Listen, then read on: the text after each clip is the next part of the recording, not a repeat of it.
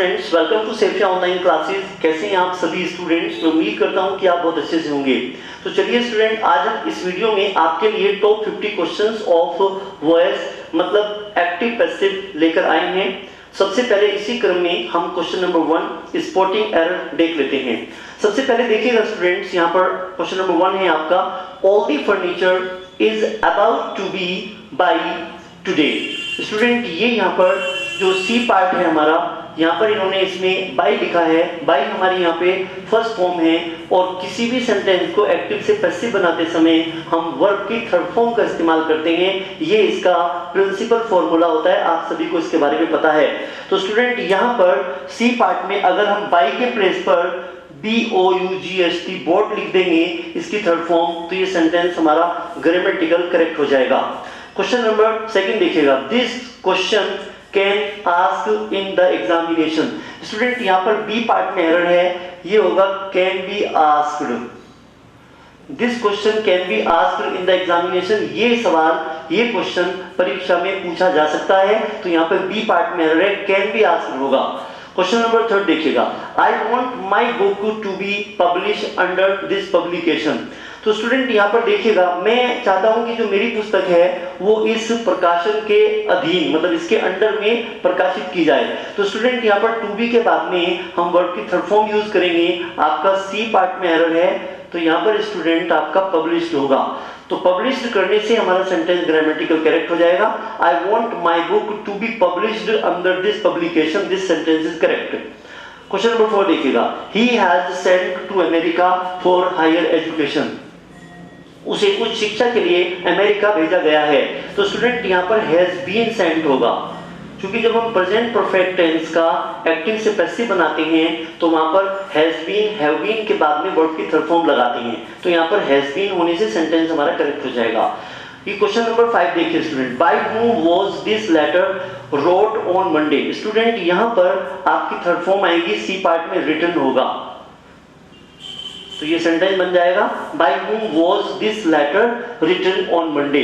ये पत्र सोमवार को किसके द्वारा लिखा गया था। तो स्टूडेंट, यहाँ पर राइट के प्लेस पर रिटन होने से सेंटेंस हमारा एरर फ्री हो जाएगा। आइए स्टूडेंट, अब हम इसी क्रम में नेक्स्ट क्वेश्चन देख लेते हैं। क्वेश्चन नंबर 6 देखिएगा स्टूडेंट, आप यहाँ पर A letter is writing by me। Student, यहाँ पर जो हमारा ये सब्जेक्ट है ये नॉन डूअर है। जब किसी भी वर्ब का सब्जेक्ट नॉन डूअर होता है तो उसे पैसिव वॉइस से बनाया जाता है, और जब किसी वर्ब का सब्जेक्ट डूअर होता है तो उसे एक्टिव वॉइस से बनाया जाता है। ये बेसिक रूल होता है इसका। A letter is writing, यहाँ पर बनेगा A letter is being written। तो स्टूडेंट, यहाँ पर being लगाइएगा, क्योंकि प्रेजेंट कॉन्टिन्यूअस में हम being के बाद में वर्ब की थर्ड फॉर्म अप्लाई करके एक्टिव से पैसिव बनाते हैं, ठीक है। तो यहाँ पर आपका ये वाला होगा, तो ये होगा A letter is being written by me right now। This sentence will be correct। A part में एरर है। क्वेश्चन नंबर 7 देखिए student, time is very precious so it should not be waste. Student, C part में error है, यहाँ पर verb की third form आएगी, it should not be wasted, तो ये सेंटेंस हमारा करेक्ट हो जाएगा। चलिए स्टूडेंट, क्वेश्चन नंबर 8 देखिएगा, speaker after speaker was come on the stage to perform. Student, अगर मैं आपसे यहाँ पे बात करूंगा कि सेंटेंस के अंदर कम एक वर्ब आई हुई है, और ये जो स्टूडेंट हमारी वर्ब है यहाँ पर ये इंट्रांजिटिव वर्ब है। इंट्रांजिटिव वर्ब वो होती है स्टूडेंट जो अपने साथ में ऑब्जेक्ट को नहीं लेती, और ट्रांजिटिव वर्ब के साथ में ऑब्जेक्ट होता है। तो इंट्रांजिटिव वर्ब का कभी भी पैसिव वॉइस नहीं बनाया जाता, ये भी एक रूल होता है। तो स्पीकर आफ्टर स्पीकर, या तो फिर हम यहाँ पे वॉज कमिंग करेंगे या फिर हम यहाँ पे केम करेंगे। इसका मतलब स्पीकर आफ्टर स्पीकर, यानी स्पीकर के बाद स्पीकर स्टेज पे आया टू परफॉर्म करने। तो या तो स्टूडेंट यहाँ पे वॉज कमिंग करिएगा कि स्पीकर पे स्पीकर आ रहा था, वॉज कमिंग आप करेंगे तो भी ठीक होगा, और अगर आप यहाँ पर was coming के प्लेस पर खाली came कर देंगे तो भी ठीक होगा। मतलब इस सेंटेंस को एक्टिव वॉइस से बनाया जाएगा, ये सेंटेंस आपका पैसिव वॉइस में बिल्कुल नहीं बनेगा, इसको ध्यान रखें, क्योंकि इसके अंदर इंट्रांजिटिव वर्ब आई हुई है। तो यहाँ पर आपके बी पार्ट में एरर है। आपकी चॉइस होगी student, speaker after speaker was coming on the stage to perform, ये भी सही होगा। Speaker after speaker came on the stage to perform, ये भी सही होगा। कुल मिलाकर बी पार्ट में एरर है। आगे देखिएगा question number 9, He was explained them so that they might not make a noise। Student यहाँ पर आपके ए पार्ट में एरर है, he was explained, उसे एक्सप्लेन नहीं किया गया बल्कि उसने एक्सप्लेन किया उन्हें। तो ये भी सेंटेंस हमारा पैसिव में नहीं बनेगा, ये एक्टिव में बनेगा। तो यहाँ से हम was को रिमूव कर देंगे, सेंटेंस बनेगा he explained them so that they might not make a noise। तो यहाँ पर स्टूडेंट ये हमारी वर्ब की सेकंड फॉर्म है, एक्सप्लेन का सेकंड फॉर्म होती है एक्सप्लेन्ड। तो यहाँ पर this is the correct option. तो यहाँ पर स्टूडेंट was को हटा दिया जाएगा, तो ये सेकंड फॉर्म होगी। तो आगे देखिएगा question number 10। The play was start late at night। Student यहाँ पर ये सेंटेंस हमारा पैसिव में बनेगा, बी पार्ट में एरर है, यहाँ पे was started होगा। तो ऐसा करने से हमारा सेंटेंस सही हो जाएगा। तो चलिए स्टूडेंट इसी क्रम में अब हम क्वेश्चन नंबर नेक्स्ट देख लेते हैं। क्वेश्चन नंबर 11 देखिएगा students, T is grown by Darjeeling. यहाँ पर स्टूडेंट्स हमारा सी पार्ट में एरर है, यहाँ पर बाय के प्लेस पर अगर हम इनको अप्लाई करेंगे तो ऐसा करने से हमारा सेंटेंस ग्रामेटिकली करेक्ट हो जाएगा और ये एरर फ्री हो जाएगा। तो यहाँ पर देखिएगा T is grown in Darjeeling, चाय दार्जिलिंग में उगाई जाती है, तो यहाँ पर इन दार्जिलिंग होगा, बाय नहीं होगा। क्वेश्चन नंबर 12 देखिएगा, this programme will be telecasted next Sunday. Student यहाँ पर आपके सी पार्ट में एरर है, जो हमारी टेलीकास्ट वर्ब होती है उसकी सेकंड और थर्ड फॉर्म टेलीकास्ट ही होती है, टेलीकास्टेड गलत है। तो यहाँ पर स्टूडेंट जो इसकी थर्ड फॉर्म होगी वो टेलीकास्ट ही होगी। तो यहाँ से अगर हम ईडी को रिमूव कर देंगे तो ऐसा करने से सेंटेंस हमारा ग्रामेटिकल करेक्ट हो जाएगा और ये हमारा एरर फ्री हो जाएगा सेंटेंस। आगे देखिएगा question number 13, You are forbidden not to smoke here। Student forbidden के साथ में, क्योंकि forbidden का मतलब होता है कि आपको मना किया जाता है, तो forbidden स्टूडेंट अपने आप में आपको नेगेटिव मीनिंग दे रहा है, तो इसलिए यहाँ पर आपको नोट लगाने की रिक्वायरमेंट नहीं है, ये सुपरफ्लुअस हो जाएगा। तो यहाँ पर स्टूडेंट आपका बी पार्ट में एरर है, You are forbidden to smoke here, आपको यहाँ धूम्रपान करने से मना किया जाता है। आप यहाँ से नोट को हटा दीजिए, सेंटेंस इज करेक्ट। आगे देखिएगा 14 देखिएगा student, question number 14, this house might have sold last month. Student ये मकान पिछले महीने बिक गया होता। तो स्टूडेंट यहाँ पर जब हम माइट हैव का प्रयोग करते हैं तो माइट हैव को पैसिव वॉइस बनाते समय, क्योंकि ये मॉडल है, मॉडल और ऑक्सिलरी वर्ब है स्टूडेंट हमारी, इसलिए यहाँ पर माइट हैव के बाद में हम बीन का प्रयोग करेंगे और थर्ड फॉर्म तो ऑलरेडी यहाँ पे दी हुई है। तो यहाँ पर होगा this house might have been sold last month. Been लगाने से सेंटेंस हमारा ग्रामेटिकल करेक्ट हो जाएगा। तो यहाँ पे बी पार्ट में एरर है। क्वेश्चन नंबर 15 देखिएगा, दिस कल्प्रिट, कल्प्रिट का मतलब होता है अपराधी, इस अपराधी को was hung by the hangman yesterday, यानी जल्लाद के द्वारा कल इस अपराधी को फांसी दी गई। इसका मतलब ये हुआ स्टूडेंट, यहाँ पर हमारा बी पार्ट में एरर है। स्टूडेंट्स जब हम हैंग का प्रयोग फांसी देने के अर्थ में करते हैं तो इसकी सेकंड और थर्ड फॉर्म हैंग होती है। बात समझेंगे दोबारा से। एक स्टूडेंट हमारा हैंग होता है तो इसकी दो चीजें बनती हैं, मैं आपको बताना चाहूंगा। एक तो होती है स्टूडेंट हमारी हैंग्ड और ये होती है हैंग्ड, और एक होती है इसकी हंग और एक होती है यहाँ पे स्टूडेंट हंग। देखिए इसके दो मीनिंग होते हैं स्टूडेंट्स। एक तो होता है फांसी देना, तो जब फांसी देने के अर्थ में इसका प्रयोग किया जाता है तो फिर इसकी सेकेंड फॉर्म और थर्ड फॉर्म हैंग्ड होती है, और जब हम इसका प्रयोग टांगने के अर्थ में करते हैं तो इसकी सेकंड और थर्ड फॉर्म हंग होती है। तो स्टूडेंट यहाँ पर हंग टांगना नहीं है बल्कि फांसी देने के अर्थ में किया गया है, तो यहाँ पे हैंग होगा। तो आपका बी पार्ट में एरर है। आई होप स्टूडेंट ये कंसेप्ट आपको क्लियर हो गया होगा। आइए स्टूडेंट अब हम इसी क्रम में नेक्स्ट क्वेश्चन देख लेते हैं। क्वेश्चन नंबर 16 देखिएगा स्टूडेंट्स आप यहाँ पर, I am interested by Saifia classes. Student यहाँ पर सी पार्ट में एरर है, यहाँ पर हम बाई प्रीपोजिशन के प्लेस पर इन प्रीपोजिशन को अप्लाई करेंगे। ऐसा करने से सेंटेंस हमारा ग्रामेटिकली करेक्ट हो जाएगा। जनरली तौर पर स्टूडेंट्स हम क्या करते हैं, जब किसी भी सेंटेंस को एक्टिव से पैसिव में बनाते हैं तो वहां पर हम बाई प्रीपोजिशन का प्रयोग करते हैं, लेकिन कुछ वर्ब ऐसी होती है स्टूडेंट, उन वर्ब के साथ में बाई का यूज नहीं किया जाता बल्कि डिफरेंट प्रीपोजिशन को अप्लाई किया जाता है। तो उस रूल को आप एक बार दोबारा से पढ़ लीजिएगा। मैंने golden rules of active passive वाले टॉपिक में आपको डिटेल में टीच किया हुआ है। चलिए स्टूडेंट्स अब हम यहाँ पे देख लेते हैं question number 17, I was surprised by your gift. Student surprise के साथ में बाई नहीं आता, एट आता है, तो यहाँ पर हमारा सी पार्ट में एरर है। I was surprised at your gift होगा, तो यहाँ पर भी सी पार्ट में एरर है, बाई के प्लेस पर एट लगाना होगा। आगे देखिएगा question number 18, a lot of water can be contained by this picture. Picture माने घड़ा होता है, स्टूडेंट यहाँ पर बाई नहीं आएगा क्योंकि कंटेन एक वर्ब होती है, इसके साथ में हम यहाँ पर बाई के प्लेस पर इन का प्रयोग करेंगे, तो ऐसा करने से हमारा सेंटेंस ग्रामेटिकली करेक्ट हो जाएगा। तो यहाँ पर स्टूडेंट ध्यान रखना होगा, a lot of water can be contained in this picture, मतलब कि काफी पानी इस पिक्चर में घड़े में आ सकता है, तो यहाँ पर इन होगा, यहाँ पर बाई नहीं होगा। क्वेश्चन नंबर 19 देखिएगा, हर feelings should not B hurted. Student जो हर्ट होता है, ठेस पहुंचाना, तो इसकी जो थर्ड फॉर्म होती है वो हर्ट ही होती है, तो आपका सी पार्ट में एरर है, तो यहाँ पर शुड नॉट बी हर्ट होगा, हर्टेड नहीं होगा। तो देखिए students question number 20, it was said that honesty is the best policy. Student जब भी हम किसी प्रोवर्ब का या सेइंग का, जो हमारी सेइंग्स होती हैं मतलब कहावतें होती हैं, जब हम उनका एक्टिव से पैसिव बनाते हैं तो उनके साथ में हम it is said that word का प्रयोग करते हैं, तो यहाँ पर वाज नहीं आएगा, यहाँ पर हम इसमें वाज को रिप्लेस कर देंगे इज से, तो सेंटेंस होगा it is said that honesty is the best policy. ऐसा करने से हमारा सेंटेंस ग्रामेटिकली करेक्ट हो जाएगा। तो चलिए स्टूडेंट इसी क्रम में अब हम नेक्स्ट क्वेश्चन देख लेते हैं।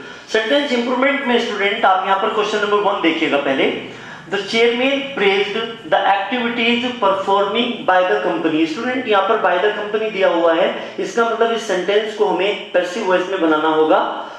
The chairman praised the activities, यहाँ पर परफॉर्मिंग के प्लेस पर परफॉर्म्ड आएगा, तो ये सेंटेंस हमारा इंप्रूव्ड हो जाएगा। अगर हम यहाँ पर परफॉर्मिंग के प्लेस पर परफॉर्म को अप्लाई करेंगे तो सेंटेंस होगा the chairman praised the activities performed by the company. This sentence will be correct. Question number 2 देखिएगा, you have never cheated by me. Student यहाँ पर बाय मी आया हुआ है, इसका मतलब ये सेंटेंस हमारा पैसिव में होना चाहिए, तो पैसिव के लिए स्टूडेंट आपको यहाँ पर हैव नेवर बीन को अप्लाई करना होगा। तो अगर हम यहाँ पर यू हैव नेवर चीटेड के प्लेस पर यहाँ पर हम ये वाला इस्तेमाल करेंगे हैव नेवर बीन चीटेड, तो ऐसा करने से हमारा सेंटेंस इंप्रूव हो जाएगा।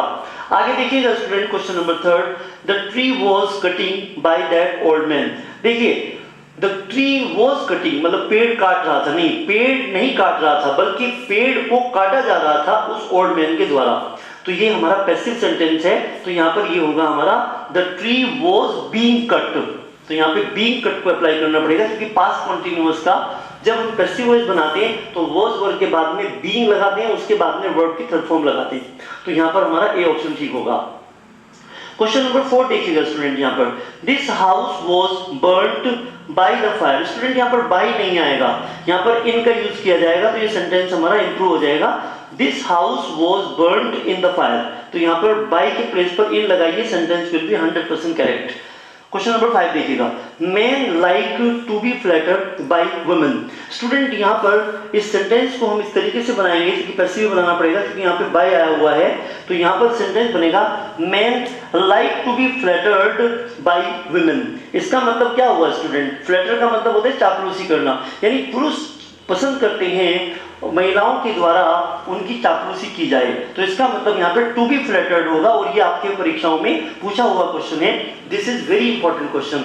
तो चलिए स्टूडेंट अब हम इसी क्रम में नेक्स्ट क्वेश्चन को देख लेते हैं। क्वेश्चन नंबर 6 देखिएगा, tickets were started to sold for the evening show. Student यहाँ पर टू सोल्ड के प्लेस पर यहाँ पर टू बी सोल्ड का प्रयोग किया जाएगा क्योंकि ये सेंटेंस हमारा पैसिव वॉइस में बनाया जाएगा, और पैसिव वॉइस में हम टू बी के बाद में थर्ड फॉर्म अप्लाई करेंगे।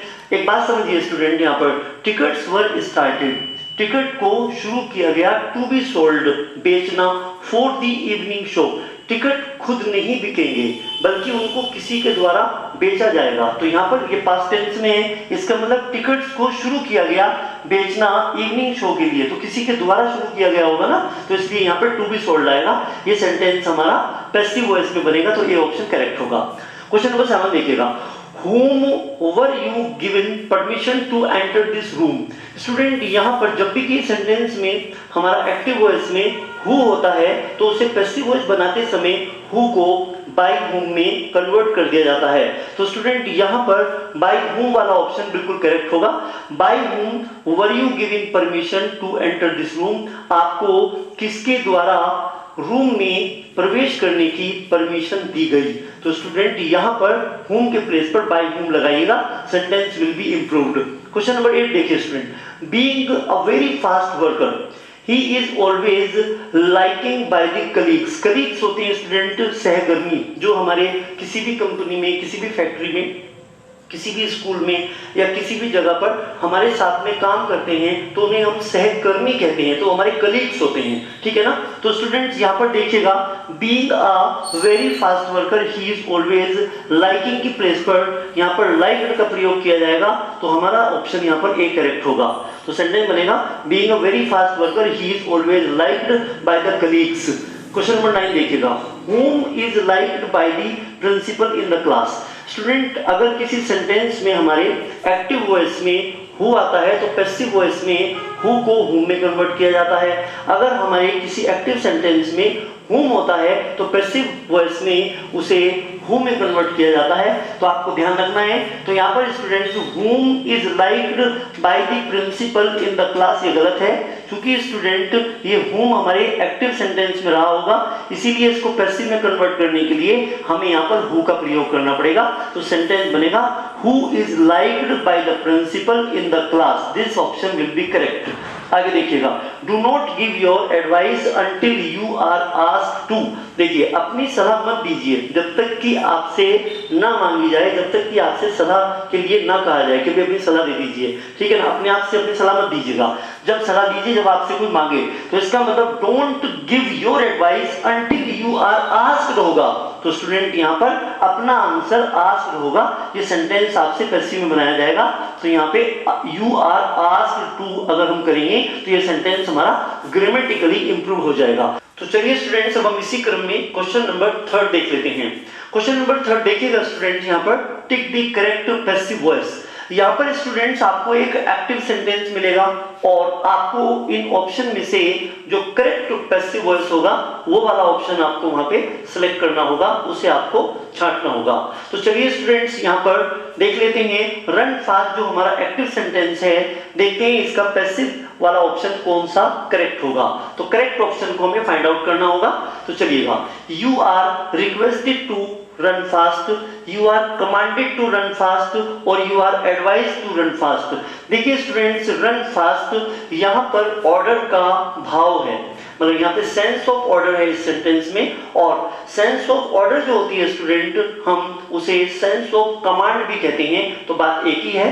तो इसका मतलब यहाँ पे रिक्वेस्टेड तो नहीं होगा, क्योंकि सेंटेंस के स्टार्टिंग में प्लीज नहीं आया हुआ है, इसलिए हम इसे रिक्वेस्टेड से नहीं बना सकते, और एडवाइस यहाँ पे है नहीं। तो इसका मतलब you are commanded to run fast, ये वाला हमारा पैसिव वॉइस होगा इसका, और ये ऑप्शन हमारा बिल्कुल करेक्ट होगा। क्वेश्चन नंबर 2 देखिए student, do help me. Student जब भी कभी भी सेंटेंस में वर्ब से पहले डू आता है तो वो एम्फेटिक सेंटेंस कहलाता है। एम्फेटिक का मतलब होता है कि हम किसी बात को बलपूर्वक कहना चाहते हैं, और ये जो स्टूडेंट यहाँ पे डू है हमारा, ये प्लीज का सेंस देता है। Do is equal to please. तो यहाँ पर स्टूडेंट जब भी हम वर्ब से पहले डू को अप्लाई करते हैं तो यहाँ पर ये हमें प्लीज का अर्थ देता है, और स्टूडेंट ये होगा प्लीज हेल्प मी, मतलब मेरी सहायता करो तो सही। इसका मतलब यहाँ पर बलपूर्वक कोई व्यक्ति हमसे मदद मांग रहा है कि मेरी मदद करो तो सही, तो यहाँ पर रिक्वेस्ट है स्टूडेंट। जब यहाँ पर रिक्वेस्ट का भाव है तो स्टूडेंट हम क्या करेंगे, इस सेंटेंस में you are requested to help me वाला जो ऑप्शन होगा ये हमारा 100% करेक्ट होगा, क्योंकि डू को हम यहाँ पे प्लीज मान लेंगे, और प्लीज जिस सेंटेंस में आता है उसके प्लेस पर हम यू आर रिक्वेस्टेड टू लगाकर उस बाकी सेंटेंस को टू के बाद फर्स्ट फॉर्म लगाकर पैसिव में बना देते हैं। ये रूल मैंने आपको टीच किया था, तो हमारा ए ऑप्शन करेक्ट होगा। चलिए स्टूडेंट, इसी क्रम में नेक्स्ट क्वेश्चन देख लेते हैं। क्वेश्चन नंबर 3 देखिएगा students, late us play now. जब भी किसी सेंटेंस की शुरुआत, बात सुनिएगा ध्यान से, मैंने आपको जब एक्टिव पैसिव के रूल नोट करवाए थे स्टूडेंट्स, तो वहां पर मैंने ये वाला पॉइंट आपको नोट करवाया था कि जब किसी भी एक्टिव सेंटेंस की शुरुआत लेटर से होती है तो उसका पैसिव वॉइस बनाते समय हम इट इज सजेस्टेड दैट का प्रयोग करते हैं, अगर आप लोगों ने इस बात को बहुत ध्यान से पढ़ा हो तो चलिए स्टूडेंट्स, यहाँ पर हमारा सेंटेंस बनेगा लेट अस प्ले नाउ। ये एक्टिव है, इसका जो सही ऑप्शन होगा, it is suggested that we should play now, तो यहाँ पर आपका बी ऑप्शन बिल्कुल ठीक होगा। क्वेश्चन नंबर 4 देखिएगा, late me do this work. Student इस सेंटेंस में हमारे दो ऑब्जेक्ट हैं, एक तो इनडायरेक्ट ऑब्जेक्ट है और एक यहाँ पर हमारा डायरेक्ट ऑब्जेक्ट है। तो जब किसी भी सेंटेंस में हमारे दो ऑब्जेक्ट होते हैं लेट के बाद में, मतलब इनडायरेक्ट ऑब्जेक्ट और हमारा डायरेक्ट ऑब्जेक्ट, तो फिर लेट के बाद में हम डायरेक्ट ऑब्जेक्ट लगाते हैं और बाय के द्वारा हम इनडायरेक्ट ऑब्जेक्ट का प्रयोग करते हैं। ऐसा भी रूल मैंने आपको नोट डाउन करवाया था। चलिए स्टूडेंट देख लेते हैं, let this work be done by me. तो यहाँ पर स्टूडेंट ये बिल्कुल ठीक होगा। लेट के बाद में हम यहाँ पे दिस वर्क को लेकर आएंगे, दिस वर्क, फिर हम यहाँ पे बी लगाएंगे और स्टूडेंट यहाँ पर हम इस डू की थर्ड फॉर्म लगाएंगे डन, और स्टूडेंट इस वाले इनडायरेक्ट ऑब्जेक्ट को हम बाय के द्वारा यहाँ पर अप्लाई करेंगे। तो ये सेंटेंस हमारा 100% करेक्ट होगा। Let me do this work, let this work be done by me, ये ऑप्शन हमारा पैसिव वाला बिल्कुल ठीक होगा। चलिए स्टूडेंट्स अब हम इसी क्रम में नेक्स्ट क्वेश्चन देख लेते हैं। क्वेश्चन नंबर 5 देखिएगा students, there is no time to waste. तो यहाँ पर इस सेंटेंस का हमें पैसिव बनाना है, तो there is no time to be wasted होगा। तो यहाँ पर स्टूडेंट आपका बी ऑप्शन ठीक होगा, क्योंकि स्टूडेंट अगर टू के बाद में वर्ब की फर्स्ट फॉर्म आती है तो फिर हम यहाँ पर टू बी लगाकर वर्ब की थर्ड फॉर्म इस्तेमाल करते हैं और इसको बना देते हैं हम पैसिव वॉइस। क्वेश्चन नंबर 6 देखिएगा, who made a maiden century. Student maiden century का मतलब होता है कि पहली सेंचुरी किसने बनाई। अगर एक्टिव सेंटेंस में हमारा हु आया हुआ होता है तो हम पैसिव वॉइस में हु को बाय हूम में कन्वर्ट कर देते हैं। तो यहाँ पर देखिएगा, by whom was a maiden century made, तो यहाँ पर हमारा बी ऑप्शन ठीक होगा, क्योंकि ये सेंटेंस हमारा पास्ट इंडेफिनिट का है और पास्ट इंडेफिनिट टेंस में हम वॉज वर्ब का यूज करते हैं और वर्ब की थर्ड फॉर्म तो हम हर पैसिव वॉइस में लगाते हैं। तो सेंटेंस हमारा बी वाला ठीक होगा। आइए स्टूडेंट्स इसी क्रम में नेक्स्ट सेंटेंस देख लेते हैं। क्वेश्चन नंबर 7 देखिए स्टूडेंट्स, यहाँ पर the people consider that the sky is blue. तो हमें इस सेंटेंस को बनाना है पैसिव वॉइस में। The sky is blue, the sky is considered to be blue, the sky is considered to be blue. Student यहाँ पे टू बीन वाला तो रॉन्ग होगा, तो हमारे इस क्वेश्चन का आंसर होगा the sky is considered to be blue, तो this will be the correct option. Question number 8 देखिएगा स्टूडेंट्स, लेट मी स्पीक। तो student let spoken by me गलत हो गया, I might be allowed to speak, ये हमारा B option ठीक होगा, क्योंकि स्टूडेंट जब भी कभी इंपेरेटिव सेंटेंस में इस तरह की फीलिंग्स आती है कि let me speak, let me go, let me sit, तो इस तरह के सेंटेंसेस को स्टूडेंट हम माइट बी अलाउड या मे बी अलाउड से बनाते हैं। तो इस तरीके से यहाँ पर हमारा सेंटेंस क्वेश्चन नंबर 8 का बी वाला ऑप्शन ठीक होगा। तो चलिए स्टूडेंट इसी क्रम में अब हम नेक्स्ट क्वेश्चन देख लेते हैं। क्वेश्चन नंबर 9 देखिएगा students, we made him captain. तो ये हमारा पास्ट इंडेफिनिट है स्टूडेंट, और पास्ट इंडेफिनिट में हम पैसिव वॉइस में वॉज वर्ब को अप्लाई करते हैं। तो यहाँ पर हमारा ऑप्शन बी ठीक होगा, he was made captain. Question number 10 देखिएगा, आई नो हिम। स्टूडेंट जब हम नो वर्ब को इस्तेमाल करते हैं तो इसके साथ में बाय का प्रयोग नहीं करते, यहाँ पर हम टू को इस्तेमाल करते हैं, तो ये बनेगा ही इज नोन टू मी, तो this option will be correct. इसको ध्यान रखेंगे आप, कई बार स्टूडेंट इसमें कंफ्यूज हो जाते हैं कि यहाँ पर हम नोन बाय मी या फिर विद मी, तो यहाँ पर टू को आपको ध्यान रखना है, इसका पासवर्ड रहेगा आई नो हिम का पैसिव वॉइस बनेगा ही इज नोन टू मी, तो यहाँ पे टू आएगा, ये वाला ऑप्शन आपका ठीक होगा, बाय वाला और विद वाला गलत होगा, तो इसको ध्यान रखना है आपको, ठीक है। तो चलिए स्टूडेंट्स अब हम इसी क्रम में नेक्स्ट क्वेश्चन देख लेते हैं। क्वेश्चन नंबर 11 देख लीजिएगा स्टूडेंट्स, यहाँ पर योर टीचिंग इम्प्रेस्ड मी, ये सेंटेंस हमारा पास्ट इंडेफिनिट है। तो पास्ट इंडेफिनिट को बनाने के लिए स्टूडेंट हम एम का तो यूज नहीं कर सकते, उसमें तो वॉज का इस्तेमाल करेंगे, इसलिए स्टूडेंट यहाँ पर हमारा ए और बी दोनों ऑप्शन रॉन्ग है। तो बी ऑप्शन देखिएगा, I was impressed with your teaching. वैसे भी स्टूडेंट इम्प्रेस वर्ब के साथ में हम बाय को अप्लाई नहीं करेंगे, हम यहाँ पे विद को अप्लाई करेंगे, तो हमारा ऑप्शन बी ठीक होगा, I was impressed with your teaching, this sentence is correct. तो इसका एक्टिव का पैसिव ये बनेगा, राइट। क्वेश्चन नंबर 12 देखिएगा, मैंगो इज स्वीट। तो सेंटेंस देखिएगा स्टूडेंट, इसका पैसिव वॉइस बनेगा mango is sweet when it is tested, तो हमारा ए ऑप्शन ठीक होगा। मैंगो इज स्वीट ये रॉन्ग है, mango is sweet when it is test, बिना थर्ड फॉर्म के आप कैसे बना पाएंगे, ये तो गलत हो गया। तो आप अपना आंसर होगा mango is sweet when it is tested, this option will be correct. तो चलिए स्टूडेंट अब हम इसी क्रम में नेक्स्ट क्वेश्चन देख लेते हैं। क्वेश्चन नंबर 13 है स्टूडेंट्स हमारा, नन हेल्प्ड देम। अगर किसी भी सेंटेंस की शुरुआत नो वन, नन या स्टूडेंट नोबडी से होती है तो ऐसे सेंटेंस को हमेशा पैसिव में नेगेटिव बनाया जाता है। तो ध्यान रखेंगे, तो ये सेंटेंस हमारा नेगेटिव बनेगा, दे वर नॉट हेल्प्ड। क्योंकि स्टूडेंट यहाँ पर ये सेंटेंस हमारा पास्ट इंडेफिनिट है, तो मैं यहाँ पर वर को प्रयोग करूंगा और उसके बाद में नॉट लगाऊंगा, तो ये मेरा ऑप्शन बिल्कुल ठीक होगा। They were helped bye none, ये गलत होगा, ये सेंटेंस हमारा इसमें नॉट नहीं है इसलिए गलत है। दे वर बी हेल्प, ये गलत है। तो स्टूडेंट नन चूंकि यहाँ पे आया हुआ है, तो मैं इस सेंटेंस को यहाँ पे नेगेटिव बनाऊंगा, तो नन हेल्प्ड देम इसका पैसिव होगा, they were not helped.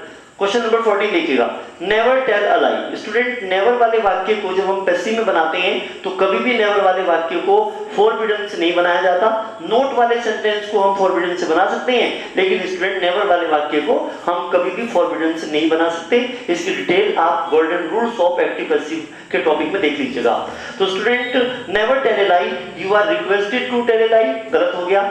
You are asked never to tell a lie, तो हमारा आंसर ये होगा, you are asked never to tell a lie. Student यहाँ पर नेवर आएगा, क्योंकि नेवर को हम कभी भी फॉरबिडन में या किसी और वर्ड में कन्वर्ट नहीं कर सकते। नेवर को नेवर में ही बनाना पड़ेगा, तो this option will be 100% correct, you are asked never to tell a lie. तो आइए स्टूडेंट अब हम इसी क्रम में नेक्स्ट क्वेश्चन देख लेते हैं। क्वेश्चन नंबर 15 देखिएगा students, he has to do this work. Student यहाँ पर जो हैज टू है ये मॉडल वर्ब है, और हम जब भी कोई मॉडल वर्ब होती है, जैसे हमारा can, could, may, might, has to, have to, had to या फिर विल हैव टू, तो इनको जब हम पैसिव बनाते हैं तो इनके साथ में बी के बाद में वर्ब की थर्ड फॉर्म लगाते हैं। जैसे can be, could be, must be, will be, shall be, has to be, had to be, will have to be, इसको ध्यान रखना है आपको। तो जितने भी हमारी मॉडल ऑक्सिलरी वर्ब होती हैं, जब हम उनको एक्टिव से पैसिव बनाते हैं तो उनके साथ हमेशा बी लगाकर वर्ब की थर्ड फॉर्म अप्लाई की जाती है। ये इसका एक पासवर्ड है। तो स्टूडेंट यहाँ पर देखिएगा, दिस वॉक हैज बीन, तो हैज बीन से तो बनेगा नहीं, क्योंकि स्टूडेंट यहाँ पर हैज के बाद टू आया हुआ है, टू के बाद में फर्स्ट फॉर्म है, इसका मतलब ये मॉडल वर्ब है, तो ये तो गलत हो गया। This work has to be done by them, तो हमारा ये ऑप्शन ठीक होगा। अगर यहाँ पे टू ना होता और यहाँ पे थर्ड फॉर्म होती तो he has done this work, तो फिर ये होता हमारा प्रेजेंट परफेक्ट टेंस, तो फिर ये हैज बीन से बनता, this work has been done by him हो जाता। लेकिन हैज के बाद में टू आया हुआ है, तो यहाँ पे बी से बनेगा, बीन से नहीं बनेगा। और कई स्टूडेंट इसमें कंफ्यूज हो जाते हैं, जहाँ भी वो हैज और हैव देखते हैं वो बीन वाले ऑप्शन पर टिक लगा देते हैं। आपको ये भी देखना चाहिए कि हैज और हैव के बाद में थर्ड फॉर्म है या टू आया हुआ है। अगर टू आया हुआ है तो ऐसे सेंटेंस को हम बीन से नहीं बना सकते, उसको हम बी से बनाते हैं, इसको ध्यान रखना। क्वेश्चन नंबर 16 देखिएगा, may you pass NDA exam. Student यहाँ पे एक्सक्लेमेशन मार्क आया हुआ है, ये सेंटेंस हमारा ऑप्टेटिव है, और ऑप्टेटिव सेंटेंस को बनाया जाता है इट इज प्रेयर्ड दैट से, तो ये सेंटेंस बनेगा it is prayed that you may pass NDA exam, तो हमारा ये ऑप्शन ठीक होगा। तो चलिए स्टूडेंट अब हम इसी क्रम में नेक्स्ट क्वेश्चन देख लेते हैं। क्वेश्चन नंबर 17 देखिएगा students, I remember them taking me to the zoo. तो जब भी कभी इस तरह की स्ट्रक्चर आपके सामने आए तो स्टूडेंट, मैंने आपको जब golden rules of active passive teach किए थे तो वहां पर इसका मैंने पासवर्ड बताया था। मैंने आपको बताया था स्टूडेंट, जो हमारा टेकिंग होता है इससे पहले और बाद वाले इन दोनों वर्ड्स को हटाकर हम यहाँ पर बीइंग लगाते हैं और इसकी वर्ब की थर्ड फॉर्म लगाकर बना देते हैं इसका पैसिव वॉइस। तो स्टूडेंट इसका जो पैसिव वॉइस बनेगा, I remember being taken to the zoo, तो हमारा बी ऑप्शन ठीक होगा। क्वेश्चन नंबर 18 देखिएगा, he is happy to have won this prize. Student ये हमारा परफेक्ट पार्टिसिपल है, इसमें हैव के बाद में बीन लगेगा और ये सेंटेंस बन जाएगा हमारा passive voice. He is happy to have been won this prize, तो हमारा सी ऑप्शन ठीक होगा। आइए स्टूडेंट इसी क्रम में नेक्स्ट क्वेश्चन देख लेते हैं। स्टूडेंट यहाँ पर क्वेश्चन नंबर 19 देखिएगा, ही मेड मी लाफ। ये सेंटेंस हमारा स्टूडेंट पास्ट इंडेफिनिट है और इसमें पॉजिटिव वर्ब का इस्तेमाल किया गया है। जो स्टूडेंट हमारी पॉजिटिव वर्ब होती है उसको एक्टिव वॉइस में जब बनाया जाता है तो उसके साथ में इन्फिनेटिव का प्रयोग नहीं किया जाता, लेकिन जब पॉजिटिव वर्ब वाले सेंटेंस को एक्टिव से पैसिव में बनाया जाता है तो उसमें इन्फिनेटिव का प्रयोग किया जाता है, मतलब वर्ब की फर्स्ट फॉर्म से पहले टू यूज किया जाता है। इस नियम को आप नोट डाउन कर लीजिएगा। जैसे कि सेंटेंस यहाँ पे देखिएगा, he made me laugh, तो I was made to laugh, तो यहाँ पे to laugh होगा, ये वाला ऑप्शन हमारा 100% करेक्ट होगा। क्वेश्चन नंबर 20 देखिएगा, he looked into this case। Student कुछ वर्ब हमारी ऐसी होती हैं, जैसे कि look एक वर्ब है, look के साथ में स्टूडेंट हम यहाँ पे for प्रीपोजिशन लगाते हैं, look के साथ में स्टूडेंट हम यहाँ पे after लगाते हैं, और look के साथ में स्टूडेंट हम यहाँ पे into प्रीपोजिशन लगाते हैं। तो प्रीपोजिशन लगाने से इनके मीनिंग बदल जाते हैं। इसका मीनिंग हो जाता है तलाश करना, इसका मीनिंग हो जाता है देखभाल करना, और इसका मीनिंग होता है स्टूडेंट जांच करना। तो जब हम इस तरह की वर्ब का एक्टिव से पैसिव बनाते हैं तो कभी भी इनकी बात की जो प्रीपोजिशंस होती हैं इनको पैसिव वॉइस में नहीं हटाते। अगर हम इनको हटा देंगे तो सेंटेंस का तो मीनिंग बदल जाएगा। तो इसीलिए student he looked into this case, इस सेंटेंस का मीनिंग है उसने इस केस की जांच की। तो हम इस एक्टिव को जब पैसिव में बनाएंगे तो this case was looked into, तो यहाँ पर लुक्ड के बाद में इनटू ये प्रीपोजिशन यहाँ पे यूज की जाएगी, इसको नहीं हटाया जा सकता। और बाय हिम, तो स्टूडेंट हमारा ए ऑप्शन ठीक होगा। तो इसलिए आपको याद रखना है जब भी कभी फ्रेजल वर्ब किसी भी सेंटेंस में आई हुई हो और आपको उनका पैसिव बनाना हो तो आप प्रीपोजिशन को एज इट इज पैसिव में यूज करें, उसको आप कभी मत हटाएं।